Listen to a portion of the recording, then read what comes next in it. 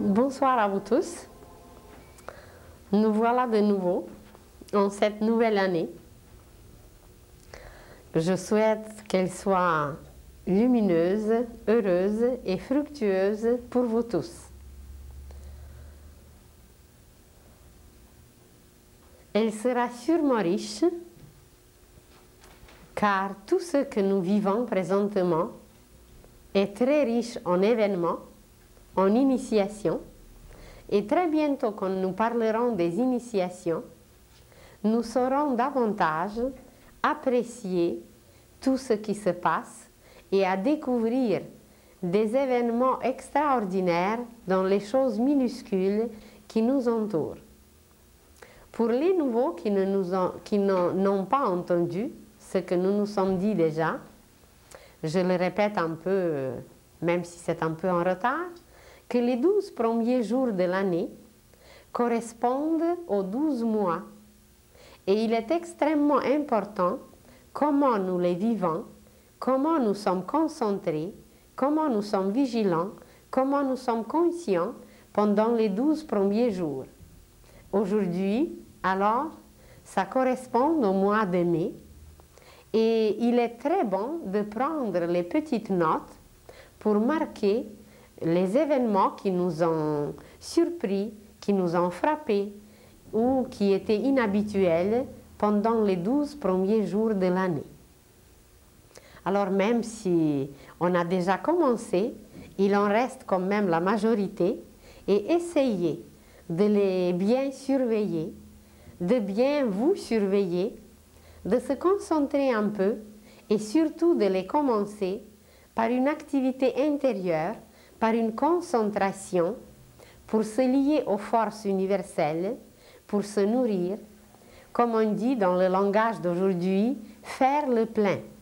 Exactement comme une voiture ne peut pas marcher si elle ne possède pas l'essence, eh bien l'être humain non plus, il ne pourra pas fonctionner s'il était coupé des forces cosmiques.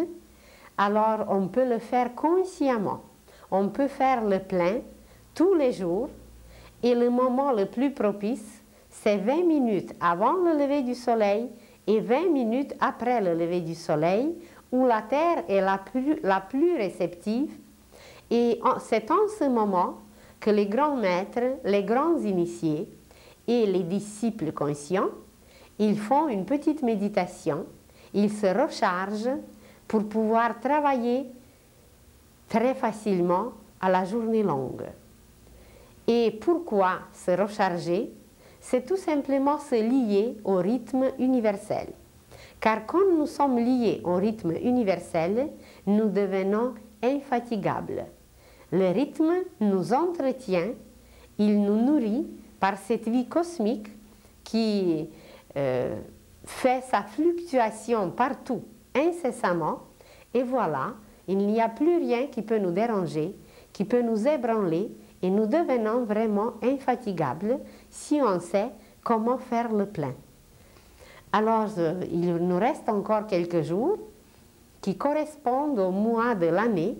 Alors, essayez, faites une petite expérience et vous verrez qu'on peut changer énormément, qu'on peut même changer, on apprendra même changer le courant de la destinée en sachant, pas beaucoup au début, mais quand même, c'est énorme car ça nous apporte quelque chose qu'on n'a pas connu auparavant. Aujourd'hui, nous devons encore nous arrêter sur le thème qu'on a touché déjà auparavant quand on a parlé du karma. Nous avons mentionné que le karma, le mot même qui veut dire action, ce mot est très complexe car notre vie entièrement est composée des actions et que ces actions, avant de devenir visibles, tangibles, réalisées au niveau physique, ces actions sont préparées sur d'autres plans. Nous avons parlé que dans notre pensée se prépare un plan architectural, un projet qui est nourri par la suite au niveau des sentiments et c'est seulement après que ce projet peut se réaliser au niveau physique. Mais évidemment que ce processus de la naissance d'un projet, d'une pensée, d'un plan, et le plan physique, quelquefois, c'est extrêmement rapide. S'il s'agit des grands projets, s'il s'agit des grandes réalisations, évidemment, il faut attendre quelquefois des années ou même des vies entières. Mais s'il s'agit de quelque chose d'immédiat, que nous avons eu une pensée, que nous voulons réaliser, que vous voulez mettre le sel dans votre soupe, ou que vous voulez aller faire une promenade, ou aller faire des courses, ou accomplir quelque chose immédiatement, c'est instantané. Notre pensée agit immédiatement et nous ne nous apercevons même pas que toute notre action, peu importe combien de temps elle a pris pour naître, pour se réaliser dans le plan physique, toute notre action provoque une conséquence, car elle est une cause. Et de cette façon, il n'y a rien de coupé, il n'y a rien de séparé nulle part, il y a toujours une continuité, il y a toujours une suite, et c'est de ça que nous ne sommes pas conscients. Et quelquefois, nous portons en nous des pensées très très longtemps, et ces pensées se réalisent par la suite sans qu'on le sache, sans qu'on soit conscient. Imaginez par exemple un petit garçon qui était jadis dans une famille assez pauvre où il y avait beaucoup d'enfants. Et évidemment, comme les familles étaient pauvres, il y avait une douzaine d'enfants et c'était seulement une seule de bottes, une seule paire de bottes qui servait à tout le monde. Alors pendant l'hiver, le petit garçon n'avait pas la possibilité de sortir, d'aller voir des amis, d'aller voir la parenté et ceux qui l'aimaient. Et imaginez que ce petit garçon, il aimait surtout sa grand-mère qui habitait quelque part très loin dans un autre village. Alors pendant l'hiver, le petit garçon ne pouvait pas aller la voir. Mais il avait une pensée, il avait un désir tellement fort de contacter à tout prix sa grand-mère parce qu'elle lui racontait des belles histoires, elle lui préparait des bonnes choses à manger. Alors il adorait sa grand-mère, mais il ne pouvait pas la contacter. Mais la pensée de vouloir la contacter, il l'a gardée toute sa vie. Et comme il n'a pas pu réaliser cette pensée dans une vie, on en a parlé du passage que nous faisons après que le corps physique se désagrège. On peut garder nos pensées pour une vie prochaine. Et voilà, il a gardé sa pensée pour une vie prochaine et imaginez qu'il revient pour la vie future. Et comme ses projets ne se sont pas réalisés, il a choisi les conditions pour les réaliser et que voilà, ça a donné Monsieur Bell qui a inventé le téléphone et que tous les enfants maintenant peuvent parler à leur grand-mère qui est loin.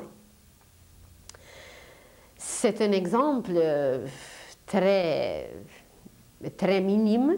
On pourrait raconter, on pourrait se parler des milliers d'exemples de ce genre où les grands êtres, ou les génies, les inventeurs, les êtres qui sont devenus célèbres, ils ont gardé leurs pensées pour la prochaine vie, puisqu'elles ne pouvaient pas se réaliser dans la vie présente. Alors c'est pour ça que tout ce qui nous visite, tout ce que nous recevons comme pensée, il faut bien l'analyser, il faut bien se demander est-ce qu'il peut servir immédiatement ou plus tard, mais il ne faut jamais penser que c'est irréalisable. Il n'y a pas de choses irréalisables et tout, absolument tout, peut se réaliser à la condition que c'est valable pour tout le monde.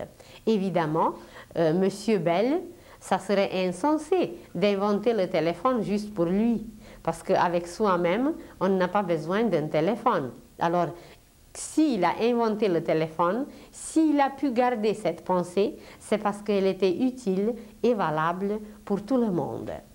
Alors, voyez, avec ceux qui nous visitent, avec ceux que nous vivons, il n'y a jamais de coupure, il n'y a jamais de séparation, et nous le portons en nous d'une vie à l'autre, d'une année à l'autre, d'un jour à l'autre, et tout est toujours là si nous connaissons et si nous savons apprécier sa vraie valeur. Ce lien qui existe en nous, entre les pensées qui nous visitent, d'ailleurs on en parlera très bientôt de la pensée, et vous verrez comment ce processus incroyable de la pensée fonctionne en nous, comment il est puissant et comment il est extraordinaire. Ce processus de la pensée, il nous lie évidemment avec l'univers entier, car il existe des forces, il existe des courants, on en a mentionné à peine, qu'à travers chaque époque, qu'à travers des civilisations et des cultures, il y a des courants spéciaux qui agissent, qui nous influencent, qui nous apportent des nouveautés qu'il faut absolument accepter, s'accommoder à elles et les réaliser. Et plus nous opposons, plus nous ne voulons pas les accepter, eh bien plus nous reculons et évidemment on se retarde et un jour on sera obligé de les accepter car ce courant ou ces courants cosmiques sont toujours plus forts que nous. Et nous sommes liés ainsi non seulement à ce qui se trouve en nous. D'ailleurs, on s'est dit déjà que l'homme en lui-même est un univers et qu'il y a absolument tout en nous et qu'à l'extérieur, ce n'est que le reflet de ce que nous possédons en nous. Vous allez dire, oui, mais quand on regarde le ciel étoilé, ce n'est pas possible que nous possédons tant d'étoiles en nous. Eh bien, c'est très possible, car nos cellules, en réalité, ce sont des petites étoiles.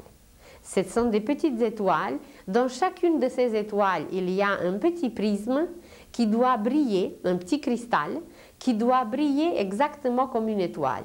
Il n'est pas arrivé peut-être encore à cet état d'éclat, mais il va arriver. Et si ces cellules sont un tout petit peu moins grandes, ça ne fait rien. C'est par la loi d'analogie que l'univers entier se trouve en nous. Donc, ces étoiles petites ou grandes, elles restent toujours les étoiles. Vous prenez une goutte de l'océan et cette petite goutte de l'océan représente l'océan au complet, car elle a les mêmes propriétés, les mêmes qualités, elle est composée des mêmes éléments que l'océan entier. Alors, on n'a pas besoin de l'océan entier, on a besoin juste d'une goutte pour connaître l'océan. Alors, de cette façon, en nous, il y a des petites gouttelettes, des petites étincelles qui représentent l'univers entier. Et puisque nous parlons de l'action, donc aucune de nos actions n'est séparée de l'action universelle. Et quelle est cette action universelle, irrésistible, qui a toujours été, qui est toujours et qui sera toujours? Eh bien, cette action éternelle, c'est de créer. C'est la seule action qui existe dans l'univers et qui ne sera jamais anéantie. Elle va toujours exister. Donc, toutes nos actions, c'est de créer, doivent être dirigées, doivent être composées de cette seule action de créer. Et si nous parlons aujourd'hui du karma, c'est que nos actions ne correspondaient pas toujours à cette action universelle de créer et que l'homme, par son ignorance, par sa faiblesse ou par d'autres causes, il a commencé à ne pas créer. Il a commencé à faire le contraire, à détruire. Il a commencé à détourner ses énergies créatrices pour les buts personnels. Et c'est à cause de cela, à cause de cet éloignement de l'action cosmique, de l'action universelle de créer, que nous avons créé un karma. Ça veut dire que nous avons créé une action qui n'est pas en harmonie avec ce verbe universel de créer. Après, on en parlera un jour comment on crée. Alors, même chez nous, on peut bien répondre déjà par l'amour. Par l'amour. Et il y a d'autres questions qu'on peut poser et qu'on peut aussi tout de suite répondre, mais ce n'est pas pour aujourd'hui, on en parlera une autre fois. Mais juste cette première réponse, comment créer? Eh bien, c'est par l'amour. D'ailleurs, la procréation dans notre monde se fait aussi par l'amour. Alors, si nous parlons du karma, c'est qu'il y avait à un certain moment un discorde, un désaccord, une inharmonie qui était faite et que l'homme a détourné, déformé, transformé cette action primordiale de créer. Il a cessé de créer et il a commencé à inventer d'autres choses qui ne correspondaient pas toujours à la création. Et dans l'univers entier, puisque nous sommes un univers, ça veut dire que si ce karma qui est une action éloignée du but, détournée, si en nous le karma existe, c'est que le karma doit exister aussi dans l'univers, puisque nous sommes un univers. Alors à l'extérieur de nous, ce karma, cette action détournée existe aussi. Et dans ce cas, il se crée un karma tout simplement universel. Nous avons parlé du karma personnel qui nous lie à nos propres actions, qui ont causé aujourd'hui des conséquences dont on n'a aucune idée pourquoi c'est ainsi, mais il y avait une cause que nous avons créée. Ceux qui étaient là, ceux qui nous ont écoutés, on en a parlé d'une fille ravissante qui est violée aujourd'hui. Et que cette fille ne trouve pas la réponse. Comment se fait-il qu'à elle, une fille, la fille d'un médecin, la fille qui étudie, la fille qui est si belle, comment se fait-il que quelque chose de semblable a pu lui arriver? Et quand on regarde d'où ça vient, eh bien, on trouve les causes que c'est elle-même qui a provoqué, que c'est elle-même qui a violé dans le passé celui qui l'a violé aujourd'hui. Car celui qui l'a violé, c'était une femme. Et l'enfant qu'elle a tué jadis, eh bien, elle doit donner aujourd'hui la vie à cet enfant. Mais là, il s'agit d'un karma personnel. Ça veut dire, au lieu de créer, elle a tué, elle a abusé, elle a fait quelque chose qui n'était pas en accord avec la circulation, avec le rythme de l'univers universel. Après, on a dit que quand même, nous sommes liés avec notre famille et qu'il existe un karma familial. Et c'est à travers le karma familial que nous apprenons à servir. Et comme au niveau physique, sur le plan physique, nous avons besoin de parents, alors souvent, les enfants d'aujourd'hui qui ont bien servi certains gens, ces gens peuvent devenir leurs parents parce qu'ils leur serviront pour leur offrir un corps, pour leur bâtir un temple qui est le corps physique. Alors après, nous sommes très liés avec l'action familiale, avec le karma familial et à travers les tribus de jadis, par le sang même, nous sommes extrêmement liés au niveau familial à un esprit familial. On en a parlé, qu'on a formé un égrégore de famille qui est devenu aujourd'hui extrêmement fort. Après le karma familial, on s'est dit qu'il existe un karma national, car nous naissons quand même dans un pays, et que dans chaque pays, il y a un terrain, il y a un tempérament que nous héritons, et ce tempérament nous sert de sol sur lequel se bâtit par la suite le caractère. Nous cultivons nos propres vertus, nos propres qualités sur un sol qui est tempérament, mais ce tempérament nous est donné, nous est offert par le peuple, par la nation, par le pays où nous sommes nés.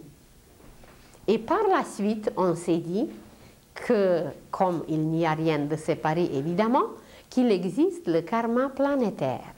et que tous les êtres sur la terre sont liés, et la phrase que vous utilisez très souvent, que nous sommes tous dans le même bateau, alors c'est très véridique, la terre entière, tous les êtres de la terre se trouvent dans le même bateau, et quand nous avons parlé des criminels et des voleurs, et que nous, on peut se considérer qu'on est très innocent, qu'on est très pur, et qu'on peut se demander comment se fait-il qu'il y a des criminels qui vivent auprès de nous, et que dans les journaux, avant que nous prenions le petit déjeuner, on nous sert le petit déjeuner, les crimes et ce qui est le pire dans le monde, on nous sert à travers les journaux, et on peut se dire comment se fait-il que nous méritons tout cela, parce que ni dans nos pensées, on n'est pas toujours conscient évidemment, que nous, on n'a jamais tué personne.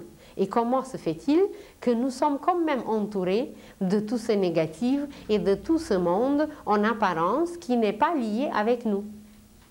Eh bien, c'est qu'au niveau des sentiments et qu'au niveau de la pensée, nous faisons peut-être quelquefois la même chose que ces criminels, seulement ce n'est pas visible et nous ne sommes pas conscients.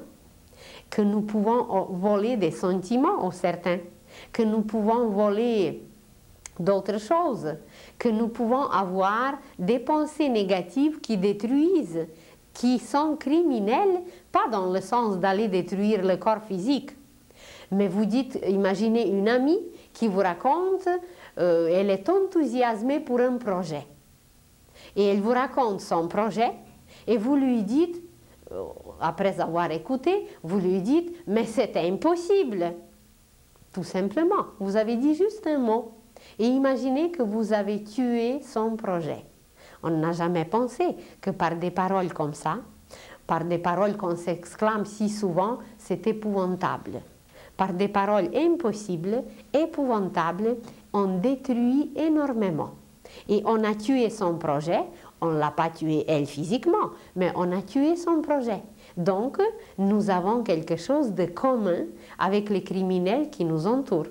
Et quelquefois, il y a des criminels au niveau de la pensée qui sont beaucoup plus grands, qui sont beaucoup plus dangereux que les criminels au niveau physique. Parce que ceux qui ne sont pas visibles, eh bien, pendant toute leur vie, ils ne font que des crimes et puis ils ne sont jamais punis en apparence. Évidemment, ça leur reviendra, il n'y a rien qui peut passer comme ça. Mais en apparence, alors ils restent comme ça, tout bien, et puis personne ne s'aperçoit de rien. Et voilà que quelque part c'est marqué, car tout est marqué, tout s'enregistre, et que voilà, c'était les plus grands criminels. Alors, les phrases que vous utilisez comme ça sont très ésotériques, ça veut dire très intérieures, et expriment des grandes vérités. Et c'est très vrai que nous sommes tous dans le même bateau, ça veut dire que nous sommes tous liés par le karma planétaire. Car ce qu'un peuple produit par la pensée contre un autre peuple, eh bien ça va lui revenir et on entraîne, les uns entraînent les autres et que voilà, la même pensée de la destruction par la suite circule partout. Et la Terre entière est entraînée dans la Première Guerre mondiale, dans la Deuxième Guerre mondiale et peut-être, espérons quand même que non, dans la Troisième Guerre mondiale. Alors nous sommes tous liés par un karma planétaire, mais ça ne s'arrête pas là. Comme nous sommes un univers en nous-mêmes, il existe un autre karma qui est le karma universel qui nous lie aux forces de l'univers. Et comme je vous l'ai dit, pourquoi le karma a été provoqué? C'est parce que on a déformé cette action de créer, et l'action de créer, c'est l'action du Créateur, évidemment, c'est l'action du Père. Alors, si on veut faire autre chose, si on veut s'opposer à cette action primordiale de créer, eh bien, c'est qu'on se coupe de la lumière et qu'on n'est pas ressourcé par la suite. C'est comme si un bon père qui a un fils désobéissant, eh bien, il ne va pas le chasser nulle part. Mais ce fils désobéissant, il va se punir lui-même, c'est que il ne sera plus le même membre de la famille qu'auparavant. parce qu'il transgresse certaines choses. Alors jadis, ça fait très très longtemps, dans l'univers, il est arrivé quelque chose qui a provoqué un karma universel entre nous, les humains, et une autre catégorie d'êtres qui habitent dans l'univers.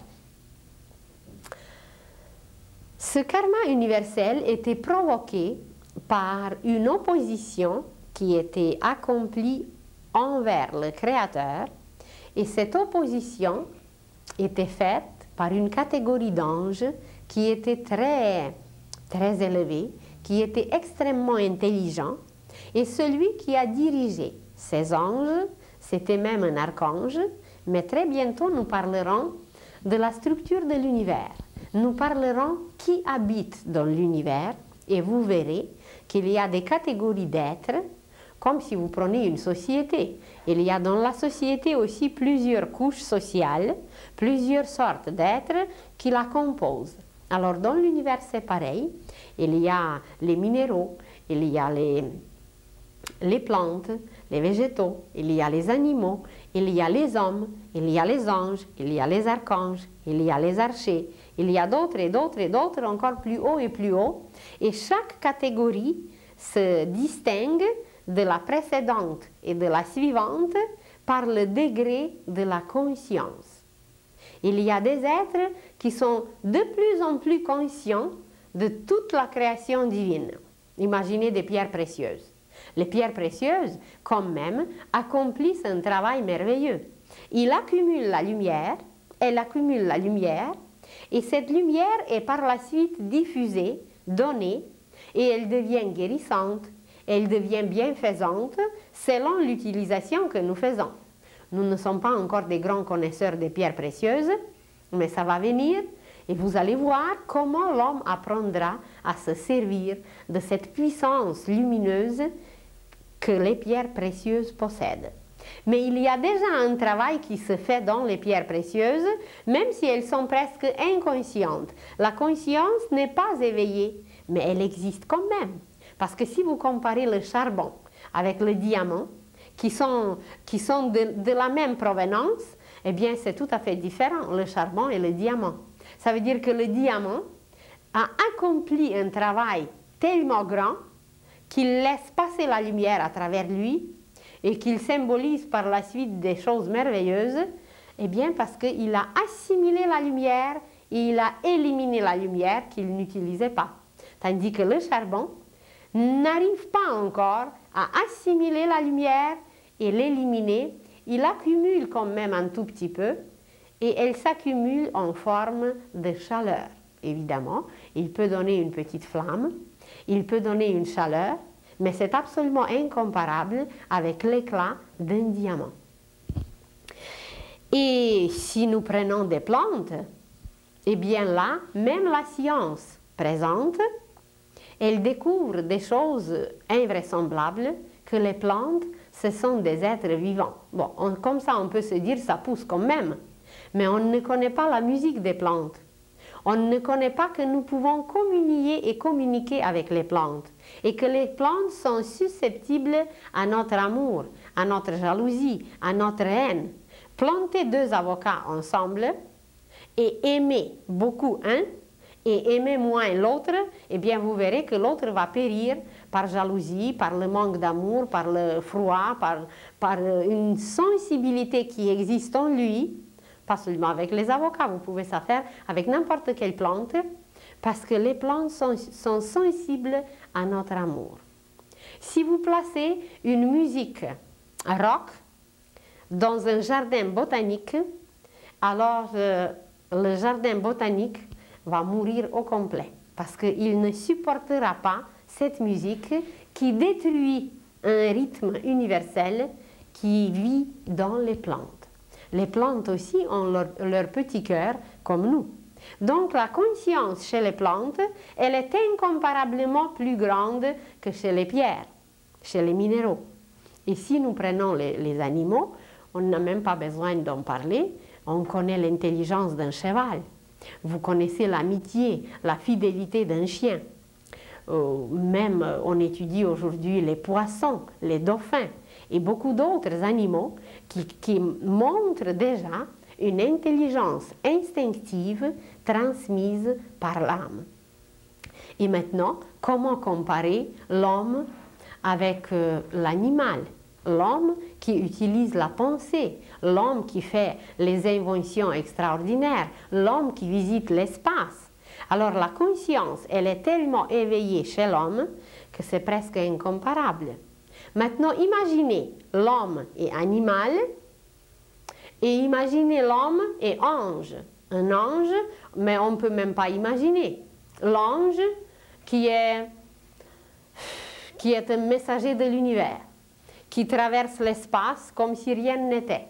Alors l'ange, il est comparable avec une distance dans l'état de conscience entre l'homme et animal. L'ange, alors, est autant plus loin de l'homme, plus loin dans sa conscience, parce qu'ils sont tout autour de nous, les anges, comme les animaux. Mais dans sa conscience, il est beaucoup plus éveillé, même plus que l'homme en comparaison avec l'animal. Maintenant, imaginez qu'au-dessus des anges, il y a des archanges. Ce sont des êtres immenses, des êtres collectifs qui, pour s'exprimer, pour exprimer une qualité, ont besoin de tout un peuple. Une personne, ce n'est pas suffisant. À la naissance, nous recevons 2 anges. Il y a un ange blanc, un ange gardien, qui nous garde, qui nous pousse vers les bonnes choses, et on reçoit un ange noir, qui est à gauche, et qui nous tente toujours, qui veut nous amener toujours là où il ne faut pas. Et quand on l'écoute, eh bien c'est là qu'on souffre après, immédiatement ou plus tard. Alors, l'ange est attaché encore à un être, à une personne, tandis que l'archange, il est tellement immense dans sa conscience que pour s'exprimer, il a besoin de tout un peuple. Et puis après, d'autres êtres, c'est même inimaginable pour nous. On ne peut pas les imaginer quelle est leur grandeur. Imaginez tout simplement qu'ils s'occupent des lois spirituelles dans le système solaire, qu'ils s'occupent des orbites de gravitation dans une galaxie, qu'ils s'occupent d'autres choses dont on n'a aucune idée. Et au-dessus, encore des archers, alors les archanges, puis les archers, puis il y a d'autres et d'autres et d'autres, mais bientôt nous parlerons de la constitution de l'univers et vous verrez comment tout cela est fait. Alors, même les archanges, s'ils sont très évolués, s'ils sont immenses, leur conscience est déjà collective, ils ne sont pas encore arrivés à la perfection. Ils sont encore en état de l'évolution, comme si vous comparez une pierre et l'homme. Une pierre, elle est au début, l'homme, il est déjà beaucoup plus loin, mais il n'est pas arrivé à la perfection. Alors, les archers, ou les archanges, les archers envers nous, c'est comme nous envers une pierre précieuse. Il y a une certaine distance, il y a une certaine différence dans la conscience, mais on n'est pas arrivé encore à la perfection. Alors un jour, ça fait très longtemps, un archange qui était extrêmement intelligent et qui était extrêmement beau, il s'est cru, il croyait que c'est lui le centre de l'univers et que lui est plus intelligent que le Père. Et que lui, il connaît tout. Alors, il s'est opposé au Père. Et vous avez sûrement entendu son nom, il s'appelait Lucifer. Et il a dirigé toute une équipe d'anges et ils se sont révoltés contre le Seigneur, contre le Père. Et il y avait un autre archange qui s'est exclamé, en les voyant, « Qui est comme Père ?» Et quand le Père l'a entendu, il a dit, à partir de maintenant, on va t'appeler Michael. Michael, ça veut dire qui est comme Père, comme Dieu. Elle, ça veut dire Dieu. Et depuis, c'est l'archange Michael, l'archange Michel dans la religion chrétienne, qui s'occupe de cette catégorie d'anges et de cet archange qui a transgressé les lois universelles et qui voulait s'opposer au Père. Et qu'est-ce qu'il est arrivé? C'est que ces anges, avec cet archange, étaient coupés de la source, ils se sont coupés par eux-mêmes de la source de la lumière. Et ils ne pouvaient pas être alimentés directement par la lumière divine, mais il leur fallait un intermédiaire. Et cet intermédiaire, on leur a donné à travers l'homme. L'homme, qui était en évolution, qui avait besoin de lumière et qui devait se nourrir aussi de la lumière divine. Alors l'homme était déjà lié à cette lumière divine, mais comme un enfant, à peine, on ne pouvait pas encore utiliser la lumière divine en grand, même aujourd'hui on ne peut pas encore l'utiliser parce qu'elle est immense, mais on a permis à ces esprits qui se sont révoltés de se lier à la lumière divine à travers nous, à travers l'homme. Et c'est ces esprits, ce sont ces esprits qui ont bâti notre cerveau. Parce qu'ils avaient besoin d'un intermédiaire, un instrument, pour se lier à la lumière divine. Alors, eux, ils nous ont servi pour bâtir cette matière la plus subtile, la plus extraordinaire, qui nous permettra de travailler la sagesse et de se lier pleinement à la lumière divine. Et nous, on leur a servi en les nourrissant indirectement par la lumière divine. Et c'est avec ces esprits que nous sommes liés par le karma universel. Et présentement, comme notre système solaire sort d'une sphère cosmique où nous étions liés karmiquement, nous nous libérons de ce karma universel et l'homme ne servira plus les esprits lucifériens à travers ce karma universel. Alors, je vous le mentionne juste un tout petit peu. Ceux qui connaissent les livres de Rudolf Steiner, qui était un grand initié au début de notre siècle, Rudolf Steiner, il explique beaucoup plus en détail. Alors, ceux qui veulent approfondir cette question, dans ses œuvres, il donne beaucoup de détails sur ce travail des forces opposées en nous, car ces forces opposées se trouvent en nous. Si d'autres veulent lire sur le bien et sur le mal, vous allez trouver les explications extraordinaires dans les œuvres d'Abraham Mikhaël Ivanov sur le bien et sur le mal. Alors, on en parlera nous aussi, mais plus tard. Qu'est-ce qu'est le bien? Qu'est-ce qu'est le mal? Comment les comprendre? Nous aurons 1, 2, 3 ou même plus conférences ici sur le bien et sur le mal, mais aujourd'hui nous les mentionnons seulement dans cette attache karmique universelle que nous avons avec ces esprits qui sont appelés les esprits lucifériens, qui se sont opposés aux lois universelles, à la création, qui ont déformé même l'action cosmique au niveau universel et qui ont provoqué un karma universel.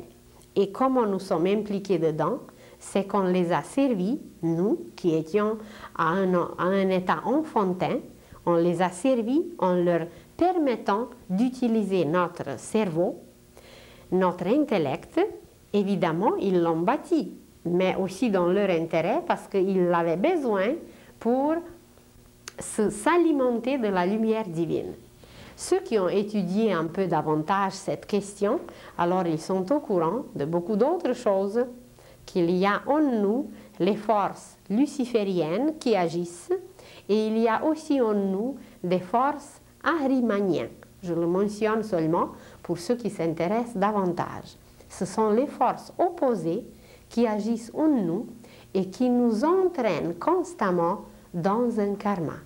Et aujourd'hui, pour nous, l'époque est extrêmement décisive, car c'est aujourd'hui que nous allons nous libérer de tous ces karmas, que nous allons complètement être libres et que nous allons devenir un être créateur. Dès qu'on est libéré du karma, c'est là que nous devenons créateurs, c'est que nous nous rallions ça, à cette action universelle de créer. Et chaque fois que nous détruisons quelque chose par notre geste, c'est que nous accomplissons encore une action karmique. Et chaque fois que nous créons quelque chose, quand nous devenons créateurs, c'est que nous sommes liés aux forces créatrices universelles.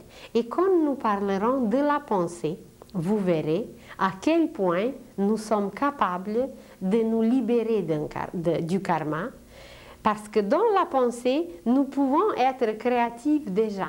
Nous pouvons faire des exercices par la pensée et créer. Créer la beauté, créer la bonté, créer la générosité, créer tout ce qui est le plus merveilleux et le plus beau, et le diffuser, le donner, le divulguer par le monde entier, à travers l'univers entier même. Alors c'est dans la pensée qu'aujourd'hui, nous sommes capables de nous libérer déjà de tous ces liens karmiques. Et quand nous le faisons dans la pensée, c'est que notre cerveau ne sert plus les esprits lucifériens.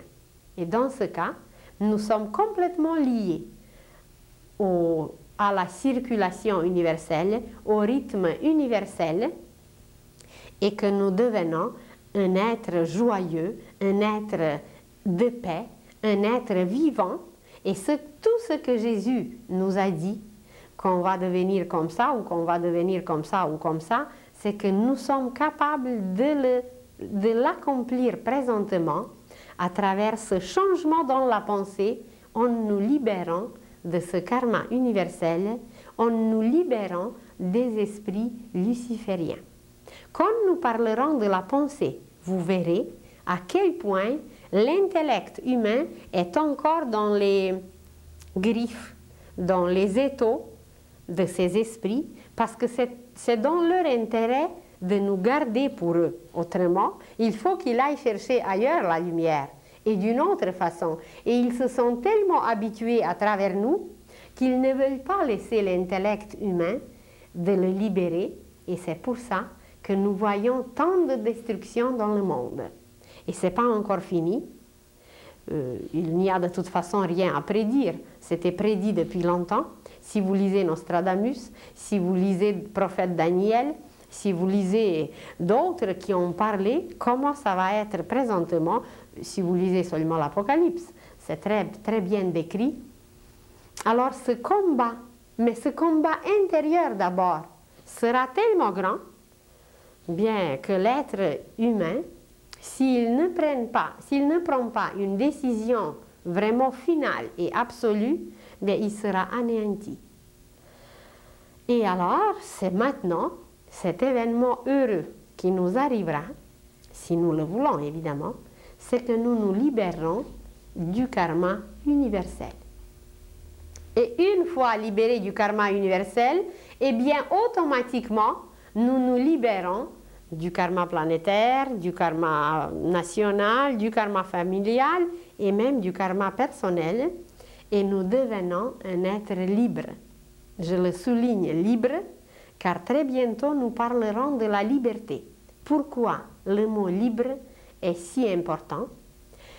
Et quand on va parler des écoles initiatiques, vous verrez à quel point ce mot libre est important.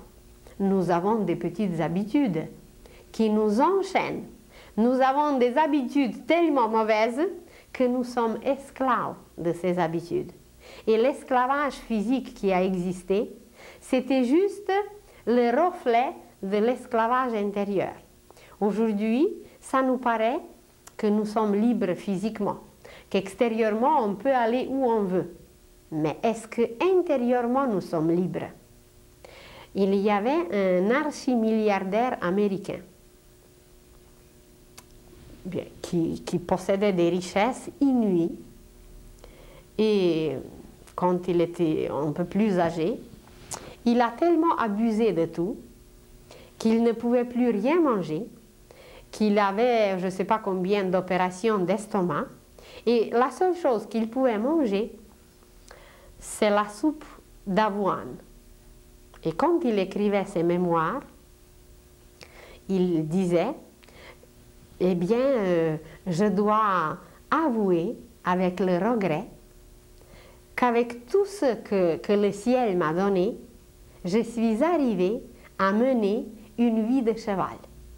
C'est probablement à cause qu'il pouvait manger seulement la soupe d'avoine, parce que l'avoine, c'est la nourriture des chevaux. Alors, heureusement qu'il est devenu quand même conscient qu'avec toutes les possibilités inouïes que le ciel lui a données, parce que tout ce que nous avons, c'est le ciel qui nous donne, qu'il était au moins conscient qu'il n'a rien fait, n'a absolument rien fait. Il s'est enchaîné et il est devenu esclave. Et le fait qu'il ne pouvait plus rien faire, ni rien manger, ni avoir la santé, ni avoir la joie, eh bien, c'est qu'il était un esclave complet. Il y avait un autre, il n'était pas archi-milliardaire, il était juste millionnaire.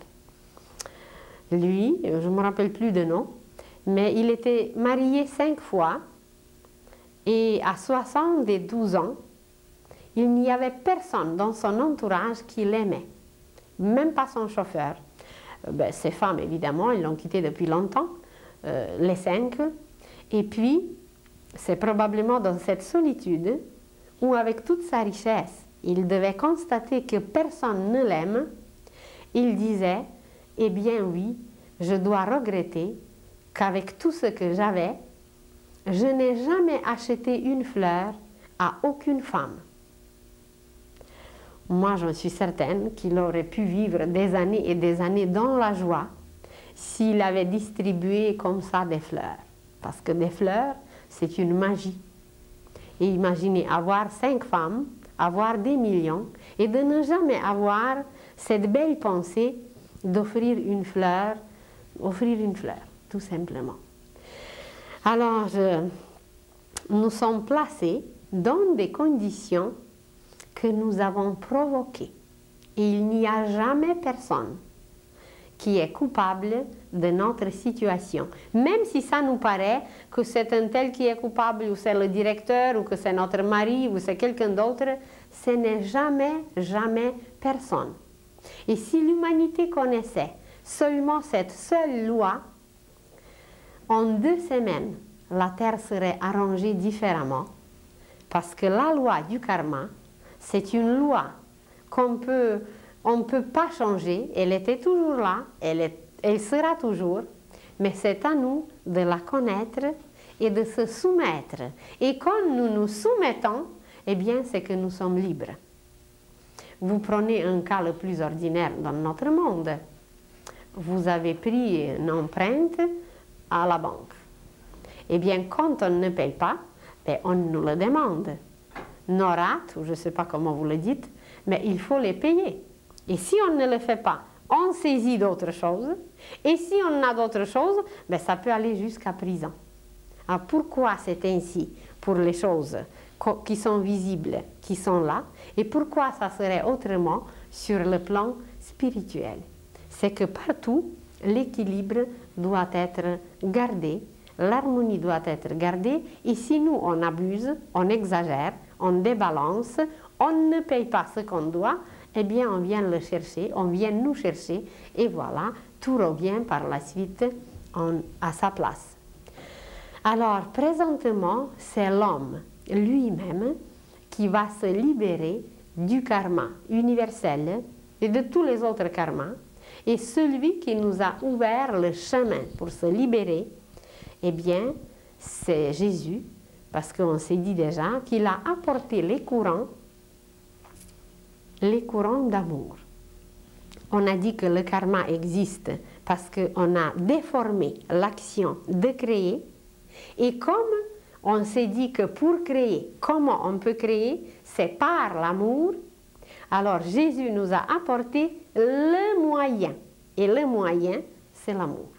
Alors c'est par l'amour que la terre va être arrangée, c'est par l'amour que tout va être corrigé, c'est par l'amour que notre karma sera payé, que tout sera bien arrangée, harmonisée, et que la Terre va continuer sa nouvelle période, sa nouvelle époque, avec une splendeur, avec une ampleur, avec un enthousiasme qu'on n'a jamais connu auparavant. Et cette décision, comment corriger, comment arranger, comment payer, comment s'en sortir, ben ça dépend de nous. Et comment? C'est par l'amour. C'est le seul moyen pour abolir le karma, pour supprimer le karma, pour payer le karma, pour tout ce qu'on veut. C'est de corriger nos mauvaises actions, c'est seulement par l'amour. Quand on s'est parlé du karma familial, vous vous rappelez peut-être de l'exemple qu'on s'est dit, c'était un couple qui vit aujourd'hui, mais dans le passé, c'était deux adversaires. Et ces deux adversaires se sont transpercés jadis, mais aujourd'hui, ils ne vont plus encore faire la guerre, ils n'iront plus encore sur un champ de bataille pour se transpercer de nouveau, pour finir le karma. Aujourd'hui, ils peuvent le faire par l'amour. Que le mari, qui était celui qui était la cause de la mort de l'autre jadis, tout d'un coup, aujourd'hui, voilà, il tombe malade et un de ses reins est affecté. Alors, on lui enlève un rein et voilà, après un certain temps, comme l'autre est surchargé, etc., eh bien, il y a le danger d'enlever l'autre. Mais sa femme, par l'amour, elle offre son rein. Et voilà, la transplantation est faite, tout marche bien, l'organisme l'a accepté, et voilà, son mari peut continuer à vivre, à évoluer, à apprendre, etc., grâce à ce fait d'amour de sa femme qui a réglé un fait karmique, mais par le moyen de l'amour. Et nous en parlerons très souvent, et nous parlerons beaucoup, et quand nous allons mentionner le rôle de la femme dans la formation de la 6e race, quand nous allons parler de l'éducation prénatale, quand nous allons parler de la galvanoplastie spirituelle, ça veut dire comment la femme enceinte doit travailler sur l'enfant qu'elle prépare, eh bien vous verrez à quel point nous sommes capables de tout transformer, à quel point nous sommes capables de régénérer l'humanité, à quel point nous sommes capables de transformer la Terre en beauté. Évidemment, pour l'instant, ceux qui sont prêts à le faire, bien, il faut les chercher bien avec la bougie, mais bientôt, il y aura un nombre suffisant d'êtres prêts pour transformer la face de la Terre. Et je suis très heureuse que nous mentionnons à peine ces choses aujourd'hui, pour la première fois cette année, car les années à venir, ce seront vraiment les années de transformer tout. Même si pour cette transformation, il faudrait démolir certaines choses vieilles, certaines choses moisies, certaines choses qui gênent. Vous imaginez une maison. Vous avez une maison, mais cette maison n'a pas de chauffage central, elle n'a pas d'installation d'eau, elle n'a pas de téléphone, elle n'a rien, elle n'a pas de plancher. C'est une vieille maison et vous aimeriez d'avoir une nouvelle. Eh bien, vous consultez les plus grands spécialistes et tout le monde vous dit, bien écoutez, de faire ces installations dans la vieille maison, ça ne vaut pas la peine. La meilleure façon, c'est de la démolir et de bâtir une nouvelle. Eh bien, c'est ça qui va se faire présentement sur la Terre. Tout ce qui est vieux, tout ce qui ne peut plus servir d'aucune façon, sera démoli par les forces naturelles ou par l'homme, et on va rebâtir une terre nouvelle. Mais il ne faut pas penser qu'il s'agit seulement des choses extérieures. La nouvelle maison, la nouvelle Jérusalem sera bâtie d'abord en nous. Et qu'est-ce qu'est la nouvelle Jérusalem? C'est une cité de paix. Alors en nous, nous serons tellement libérés de toutes nos attaches matérielles que nous allons installer en nous d'abord cette paix, cette cité de paix, avec des qualités qui vont sortir, qu'on va cultiver, qu'on va les réaliser, et à travers ses qualités, à travers ses réalisations, nous allons changer la face de la Terre. Et d'ici quelque temps, vous le verrez tous et vous verrez à quel point c'est réel, car nous y participerons. Peut-être pas tous, parce qu'on ne peut forcer personne. Ça va dépendre de chacun de nous à quel point on voudra s'engager et à quel point on voudra participer à ce travail grandiose où la planète va devenir un être adulte au niveau cosmique et où l'homme va devenir un citoyen cosmique universel. Alors, je vous remercie beaucoup pour aujourd'hui. Je vous souhaite encore une fois une année pleine de lumière, pleine d'amour, de paix, d'harmonie. Et pour que nous puissions continuer cette œuvre de lumière à travers la Terre entière. Je vous remercie beaucoup et à la prochaine.